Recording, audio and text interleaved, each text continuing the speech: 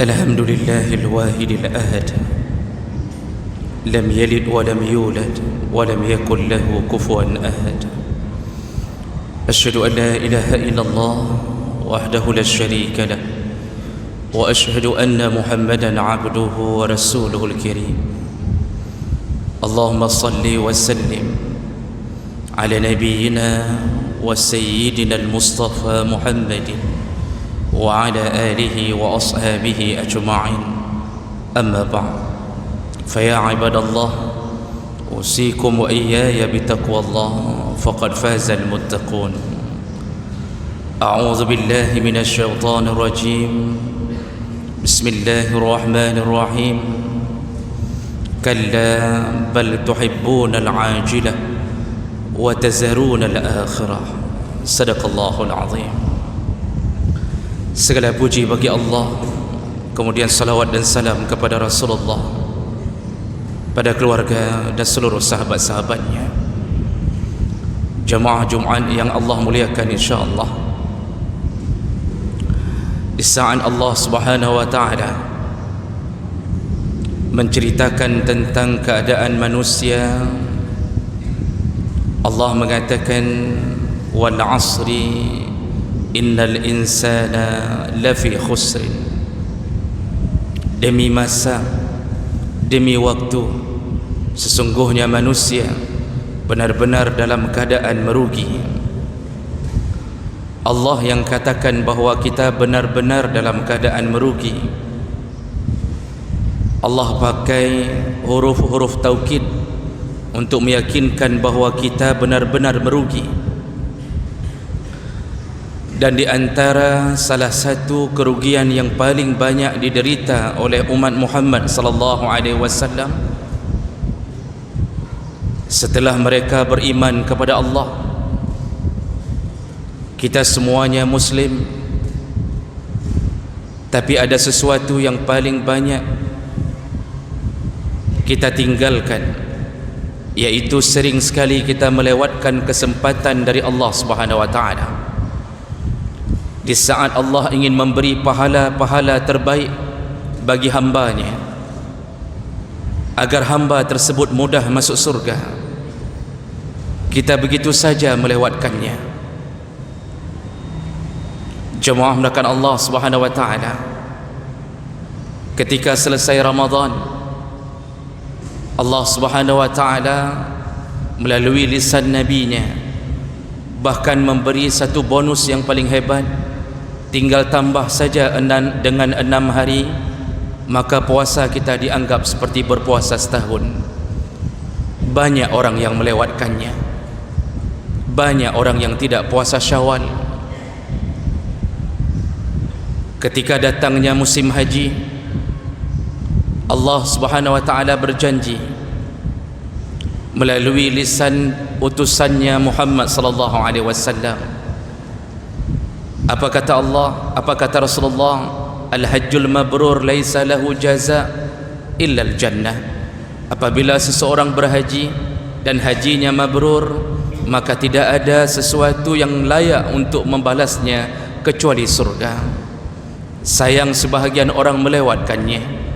Ada yang sampai hari ini sudah terkena kemampuan haji tapi tidak merencanakan untuk berhaji, mendaftar diri pun tidak. Padahal kalau kita buka kitab-kitab fikih, para ulama sepakat mengatakan apabila telah punya harta untuk berangkat, harta untuk ditinggalkan kepada orang yang diberi nafkah, kemudian aman di jalan, badan sehat, wajib berhaji. Wajib berhaji. Kita lewatkan kesempatan itu. Mobil mampu kita beli, mobil 500 juta kita beli, mendaftar haji 25 juta kita tidak lakukan, membangun garasi rumah yang mungkin hampir 100 juta kita lakukan, tapi untuk melakukan haji saja kita takut rugi. Ketika Allah Subhanahu wa taala mengatakan melalui lisan Muhammad sallallahu alaihi wasallam, barang siapa yang membaca Al-Quran, baik faham tidak faham, satu hurufnya bermakna 10, berpahala 10. Banyak orang yang hari ini tidak membaca Al-Quran, disibukkan hari-harinya membaca koran. Satu huruf pun tidak terlewat di koran-koran yang dia dapatkan dari kedai-kedai kopi. Tapi Al-Quran dia tidak jamah lagi.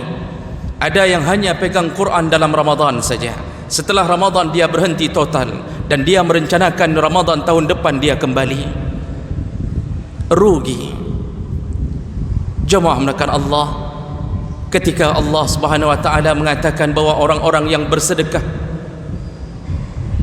di sisi Allah sedekahnya dianggap sampai 700 kali lipat diberi pahala. Banyak orang melewatkan fakir miskin.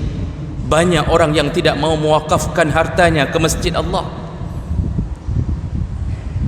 Makanya ketika meninggal, semua orang yang kekurangan amal ini bermohon kepada Allah untuk diberi waktu sebentar. Jangan cabut nyawa dulu, berilah waktu sebentar. Untuk apa? La as-saddaqah, biarkan aku kembali bersedekah ya Allah. Wa akum minas salihin, dan aku akan mengamalkan kembali amal-amal saleh. Ini adalah perkataan orang-orang yang melewatkan kesempatan selama dia hidup.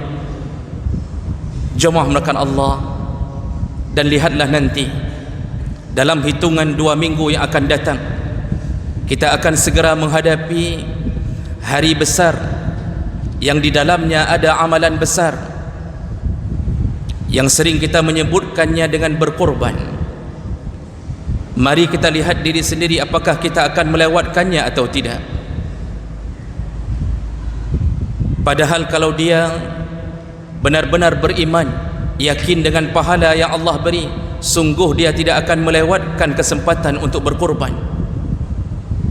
Berkorban itu bukan suruhannya seumur hidup sekali, itu minimal berkorban. Berkorban itu suruhannya adalah setahun sekali. Setahun sekali. Bahkan Rasulullah sallallahu alaihi wasallam berjanji. Janji Rasul adalah janji Allah. Apa kata Rasulullah melalui hadis Aisyah radhiyallahu anha? Ma amila ibnu Adam yawman nahri amalan ahabbu ila Allah ta'ala min iraqatid dam. Tidak ada amalan anak Adam ketika dia berada di hari-hari nahar. Hari nahar iaitu hari penyembelihan, Idul Adha, ditambah dengan 3 hari tasyrik. Kata Rasulullah, barang siapa yang berada di 4 hari itu, tidak ada satu pun amalan anak Adam yang lebih dicintai Allah min iraqatid dam, kecuali mereka yang menyembelih. Maknanya, seandainya kita bersedekah seharga dengan kurban tadi, atau melebihi harga kurban tadi, maka di sisi Allah tetap lebih mulia di 4 hari itu mereka yang membeli hewan kurban lalu menyembelihnya. Hari ini orang kadang-kadang tidak berusaha pun untuk peduli. Ketika diumumkan di masjid-masjid Allah untuk melakukan kurban, ada yang tidak terfikirkan pun, ada yang tidak berencana menabung uang pun. Jemaah melakukan Allah, dan saking dahsyatnya pahala untuk berkorban, Rasulullah sallallahu alaihi wasallam menyambung kalimatnya dengan mengatakan, wa innaha la ta'ti yaumal qiyamah, semua binatang kurban itu akan datang kembali di hari kiamat. Bagaimana sifat datangnya? Biquruniha, lengkap dengan tanduk-tanduknya, wa adlafiha, dengan kuku-kukunya, wa ash'ariha, dengan bulu-bulunya, semuanya datang. Jangan ragukan itu. Semua binatang yang kita kurbankan datang. Untuk apa mereka datang? Mereka akan bersaksi di hadapan Allah. Mereka akan membela kita di hadapan Allah. Di saat tidak ada pembela, di saat kita tidak tahu anak kita di mana, di saat kita tidak tahu isteri kita berada di mana, di saat itulah kita butuh pembela. Dan hari itu adalah hari yang tidak ada syafaat kecuali syafaat yang diizinkan oleh Allah Subhanahu wa taala. Maka salah satu pembela kita adalah binatang yang kita kurbankan. Seakan-akan mereka berkata, ya Allah, mereka menyembelih kami karenamu ya Allah, mereka memotong leher kami kerana taat kepadamu ya Allah. Bapak Ibu yang dimuliakan Allah, jemaah Jumaat yang dimuliakan Allah Subhanahu wa taala, sungguh kalau orang yakin terhadap Nabi, terhadap Allah, dia tidak akan melewatkan kesempatan ini. Rasulullah kemudian menyambung, wa inna ad-dam la yaqa' min Allah azza wa jalla bimakanin qabla an yaqa' 'ala al-ard. Darah dari hewan yang engkau sembelih lebih dahulu sampai di sisi Allah sebelum darah itu muncrat ke permukaan tanah. Ketika kita menyembelih, kita rebahkan kambing, jarak antara leher kambing dengan tanah cuma 1 senti, dan ketika kita menggorok lehernya, darah itu tidak mengalir biasa tapi muncrat. 0, sekian detik darah itu sampai ke tanah. Tapi Nabi mengatakan sebelum darah itu sampai ke tanah, pahala orang berkurban telah tercatat di sisi Allah Subhanahu wa taala. Begitu dahsyatnya pembelaan Allah untuk menyelamatkan hambanya, tapi hamba melupakan Allah, hamba melewatkan kesempatan itu. Maka hirin bak dah dengar dalam sebuah kampung yang kurban 5 dera, padahal dalam kampung itu ada 300 kakak. Oh, ada yang mengatakan bahawa mereka merasa tidak mampu, ada yang merasa belum mampu. Bagi mereka yang merasa belum mampu, mungkin dibayang-bayangi rasa takut. SPP anak belum bayar, mungkin listrik belum bayar. Maka ketahuilah wahai jemaah melakukan Allah, kalau kita membuka lembaran-lembaran kitab, ukuran mampunya seseorang dianggap sudah layak berkurban. Jadi kalau dalam mazhab Hanafi kurban itu wajib, dalam 3 mazhab lain sepakat menyebutkan kurban itu sunnah muakkad. Cuma ada satu kata yang disepakati, wa yukrahu tarkuha lil qadir 'alaiha. Makruh hukumnya bagi orang yang sudah mampu tidak berkurban. Makruh. Makruh itu memang tidak sampai menimbulkan dosa, tapi makruh yang diulang-ulang menyebabkan Allah cabut rasa cintanya, menyebabkan Allah tidak redha dengan hidup kita, menyebabkan Allah cabut keberkahan dari rezeki kita. Bukankah kita juga pernah mendengarkan kalimat dari mulut kita sendiri? Kita kadang mengatakan ke orang, dia memang tidak pernah melakukan dosa ke saya, tapi entah kenapa saya kurang suka melihat dia. Memang ji hantam dipuput salah bak long, hantam dizalimi long, tapi alih pekan hana tak galak long inggotnya. Kalimat hana galak itu menyebabkan kita tidak mengantarkan hadiah apapun kepadanya. Kalimat tidak suka itu menyebabkan kita menjaga jarak darinya. Makruh hukumnya bagi yang mampu untuk tidak berkurban. Makruh, walaupun tidak menimbulkan dosa, takutlah kepada kebencian Allah kepada kita. Nah, orang ada yang merasa tidak mampu, maka perlu diberitahukan kadar mampu bagaimana. Yang disebut sudah sunnah muakkadnya berkurban siapa? Jemaah melakukan Allah Subhanahu wa taala. Kalau dalam mazhab Hanafi, karena mereka mengatakan kurban itu wajib, mazhab Hanafi membuat sebuah timbangan. Bagi mereka yang mempunyai harta 200 dirham, itu sudah dianggap mampu, wajib kurban. Di sisi mazhab mereka disebutkan 200 dirham adalah orang-orang yang sudah mencapai nisab zakat. Menurut mazhab Malik dan Hambali, yang disebut orang yang sudah mampu berkurban, artinya dia akan terkena hukum makruh kalau tidak berkurban, yaitu mereka yang sudah mampu untuk mendapatkan seekor kurban dengan hartanya, lalu dia tidak hidup mudarat setelah itu, tidak susah hidupnya setelah membeli seekor kambing. Alih dah beli kambing 2,5 juta, napeng lain dah mudip, hana susah dia udip alihnya. masih tersimpan di ATM untuk hidup. Bulan depan sudah keluar gaji kembali. Bahkan dianjurkan oleh mazhab Hambali dan Maliki, walau istata'a istadan, seandainya dia yakin mampu membayar hutang, lalu dia tidak punya uang di saat itu, berhutanglah. Padahal hutang sangat-sangat tidak dianjurkan. Hutang itu banyak hadis yang melaknat apabila sengaja tidak dibayar. Tapi dalam urusan kurban disuruh berhutang selama yakin mampu untuk membayarnya. Kenapa begitu ceritanya? Karena dahsyatnya pahala kurban.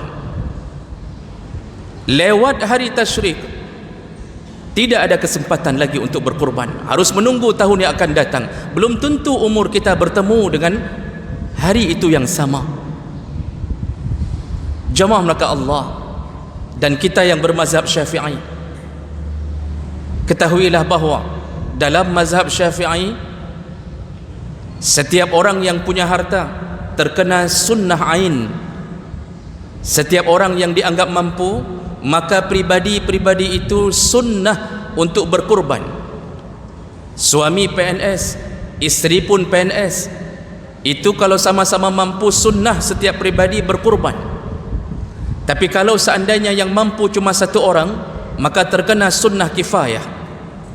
Dalam satu keluarga berkurban, kafa anil jami', gugurlah kesunnahan itu bagi yang lain. Cuma ukuran mampu dalam mazhab Syafi'i yang perlu kita ketahui. Apa kata mazhab Syafi'i? Yang disebut orang mampu dalam berkurban, yaitu mereka yang telah memiliki milkan zaidan, ada harta untuk membeli seekor binatang kurban, lalu punya harta lebih yang dia bisa menghidupi dirinya dan orang-orang yang wajib dia tanggung nafkahnya sampai hari tasyrik yang terakhir. Mazhab Syafi'i paling tegas mengatakan masalah orang mampu. Sesudah membeli seekor kambing, kita anggap harga 2,5 juta, lalu kemudian dia masih punya harta yang dia sanggup hidup dengan harta itu sampai hari tasyrik yang terakhir. Mentang jud udip sampai orang raya keput, alih tak belau kameng mentang nak tinggal 200 ribu. Kita perkirakan 200,000 itu ternyata sanggup menghidupi kita dan keluarga kita sampai hari raya keempat atau hari tasyrik terakhir. Maka mereka semuanya terkena anjuran berkurban. Masya Allah. Kalau begitu, seandainya tanging taglik-glip dalam ATM katanya, kalau itu takaran kemampuan dalam mazhab Syafi'i, hampir semua kita terkena kurban. Hampir semua kita terkena kurban. Rata-rata orang punya harta. Jamaah melakukan Allah. Kenapa orang melewatkan ini? Kenapa orang melewatkan kesempatan yang Allah beri untuk masuk surga? Allah Subhanahu wa taala menyebutkan, kalla bal tuhibbunal ajilah wa tazarunal akhirah. Rata-rata hamba Allah ini mereka selalu suka yang instan-instan. Mereka suka yang dipercepat. Mereka suka yang nampak-nampak.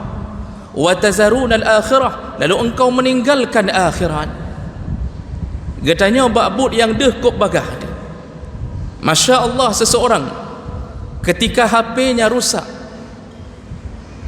HP-nya jatuh ke air tidak bisa dipakai, pagi rusak, malam dia akan datang ke toko menanyakan harga HP yang baru.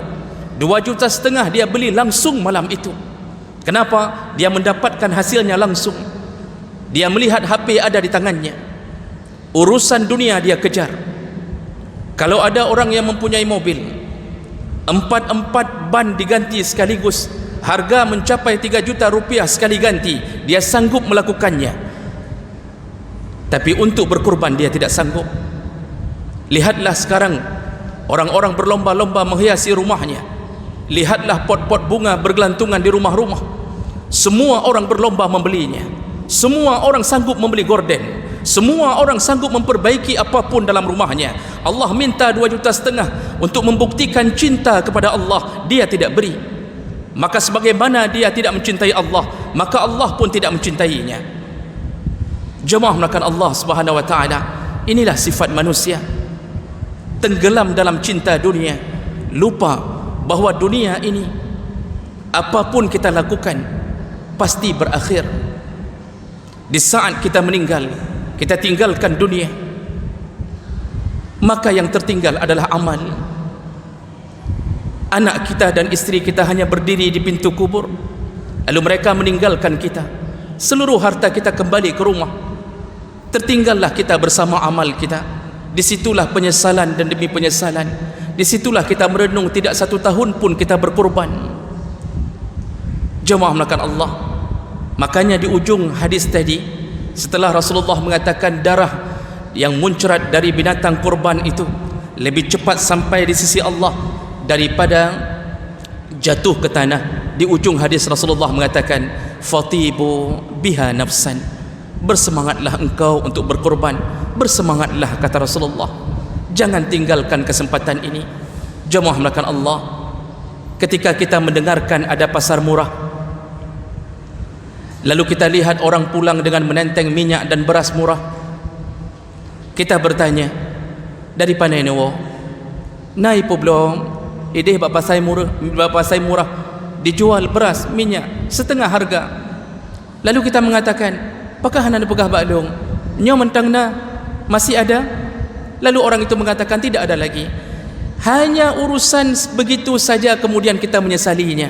Lalu kita mengatakan, apakah anda pegah-pegah dari barang baklong? Nyan urusan bacut mentang telah dia.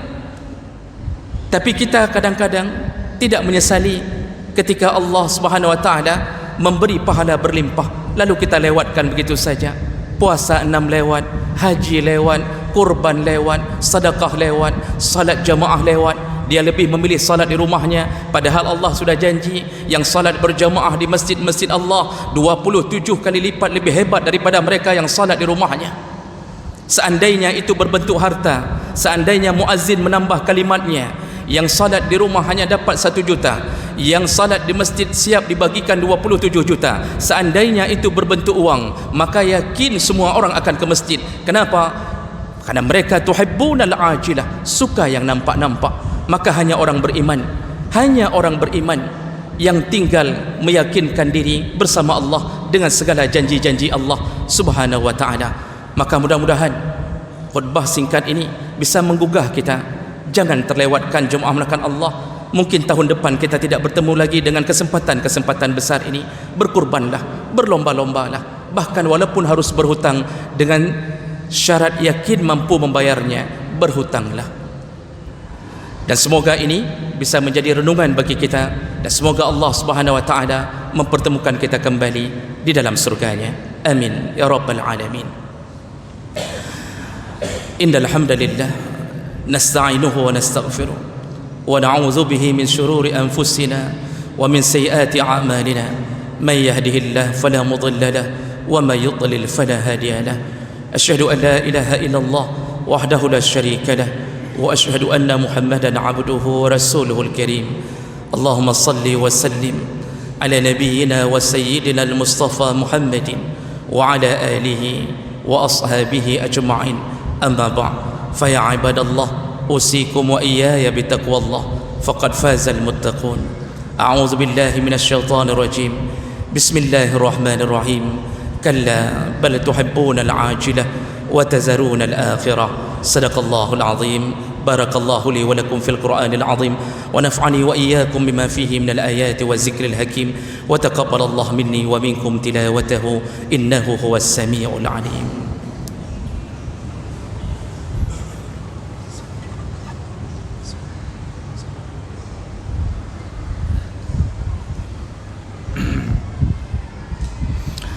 Alhamdulillahi rabbil alamin wa bihi nasta'in ala umuri dunya waddin. Asyhadu an la ilaha illallah wahdahu la syarika lah wa asyhadu anna Muhammadan 'abduhu wa rasuluhul karim. Allahumma salli wa sallim ala nabiyyina wa sayyidina al-Mustafa Muhammadin wa ala alihi wa ashabihi ajma'in. Amma ba'd, fa ya 'ibadallah ittaqullaha haqqa tuqatih wa la tamutunna illa wa antum muslimun. A'udzu billahi minasy syaithanir rajim. Bismillahirrahmanirrahim. إن الله وملائكته يصلون على النبي يا أيها الذين آمنوا صلوا عليه وسلموا تسليما اللهم اغفر للمسلمين والمسلمات والمؤمنين والمؤمنات الأحياء منهم والأموات وتابع بيننا وبينهم بالخيرات وتقبل يا السميع قريب مجيب دعوات اللهم أعنا على ذكرك وشكرك وحسن عبادتك ربنا آتنا في الدنيا حسنة وفي الآخرة حسنة وقنا عذاب النار والحمد لله رب العالمين ولا ذكر الله أكبر والله يعلم ما تصنعون وأقيموا الصلاة